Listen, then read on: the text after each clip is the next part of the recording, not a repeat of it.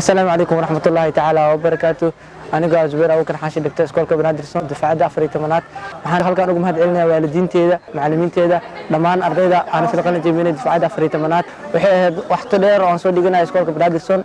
waxaan aad ugu faraxsanahay in Ilaahay si nabad ah oo caafimaad ah oo anigoo nabad qaba Ilaahay imtixaanka ii soo idleeyay waxaan kaloo halkan ugu mahad celinaya macallimiinta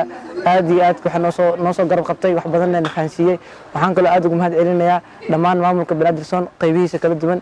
meel kasta oo kaga sugan yahay magaalada caasimadda Muqdisho iyo caalamkaba waxaan aad iyo aad u bogaadinayaa dhammaan maamulka muasasada Bradison oo noo hirgeliyay meel goobo aad ugu munaasab ah waxbarashada sida maktabad iyo shaybaar caalami ah iyo meel ku habboon waxbarashada oo environment-kayga aad u diyaarsan yahay waxaan kaloo aad ugu mahad celinayaa maamulka Bradison oo noo hirgeliyay basas aad u qurux badan guryaheena naga soo doona goobaheena waxbarashada anagoo nabad qabna keena waxaan halkan kale aad ugu mahad celinayaa macallimiinteeda aadka noo soo badbaariyay maskaxdeena wax badan ku soo saacidiyay waxaan idin leeyahay Bradison difacada afar tamaanaad ardayda dhammaan aad baan idin jeclahay insha Allah waxaan rajaynayaa guul waxaan ku badbaadin doonaa waxbarashada meeshiina ka sii wadaan oo dadaalkiina meeshiina ka sii wadaan insha Allah.